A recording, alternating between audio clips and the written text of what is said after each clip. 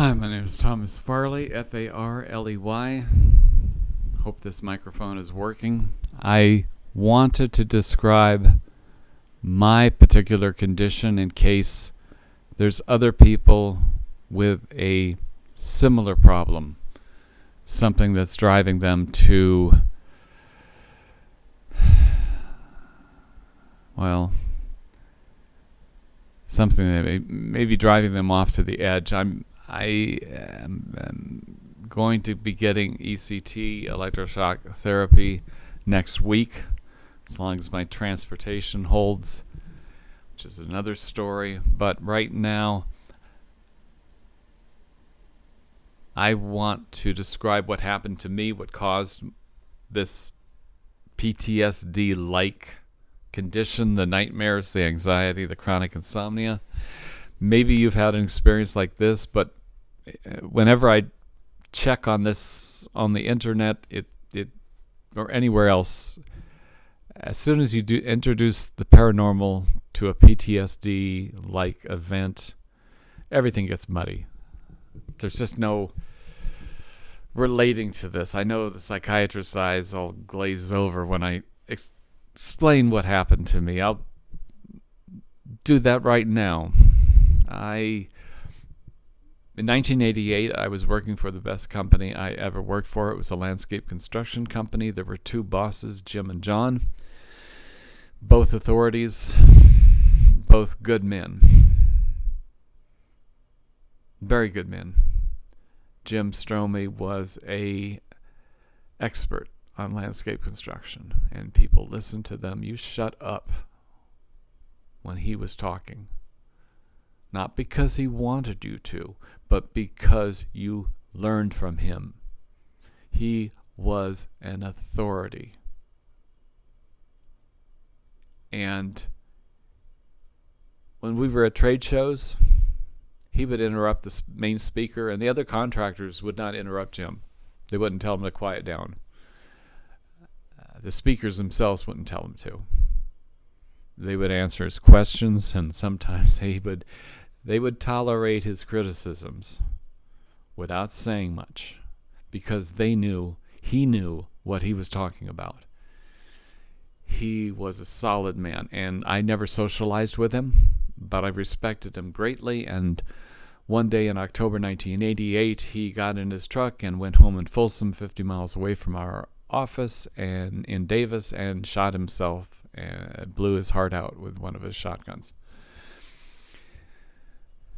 It was unexpected, although Jim, I think he might have suffered from cluster headaches, possibly marital problems, so it was never discussed. He never let on that he was suicidal. I had an odd experience. I was possibly the last person to see him alive. Pretty tough, macho construction company, but something prompted me to say to him when he was getting in the truck. He was depressed that morning, but it was hard to tell between depression and bitterness and cynicism, which Jim was full of. And I just stopped him and I said, Jim,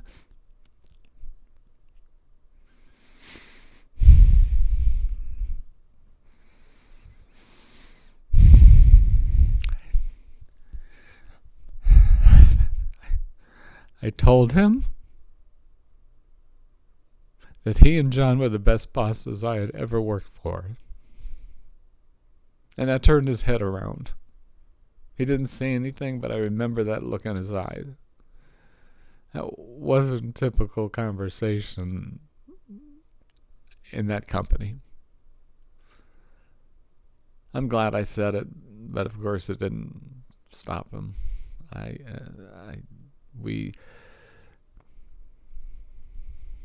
I knew he was headed back home, but at about 4:30 that afternoon, beautiful October, I was in the office petting the company dog Penny, and Rebecca was answering the phones. We're a busy company, 4 telephone lines. Calls in all the time. Rebecca put down the phone at one point, and something went through my mind. I thought, one good call, one bad call. And I don't know why I thought that. And at that point, the bad call came in. And the sound of the telephone changed dramatically. It changed its voice, which was impossible. That phone had one sound, and it no longer had resonance. It no longer had a bell quality. It was completely flat, and that was impossible. And Rebecca didn't hear that. I talk about it being like if your mother turned around to you and started talking to you in your father's voice. You would be very frightened, because that is not possible. That is not how reality works. And reality was not working right then. And a wave of power at that time came over me like a freight train. I never experienced that sort of feeling before, and I started rising out of my seat for no reason except I was telling Rebecca, do not pick up the phone. Do not pick up the phone. She looked at me like I was crazy, and of course I am now. But she picked up the phone, and she listened and listened, but she obviously couldn't make out what was being said. She didn't say who was talking, but she put down the phone and said, I wonder what that was about. And I said, whatever it was really, really bad. And it was only until the next day that we discovered that that was the first call out of the house, Jim's house. Jim's teenage son had discovered his dad dead on the bedroom floor. And Jim's son was desperately trying to get a hold of John Gray, the other partner, Jim's best friend, and didn't tell Rebecca what was going on. And that was 50 miles away. And I didn't know exactly what happened. I just knew something horrible, terrible. And the next day, Rebecca and I talked, and I said it was a phone call, wasn't it? And she said, yeah.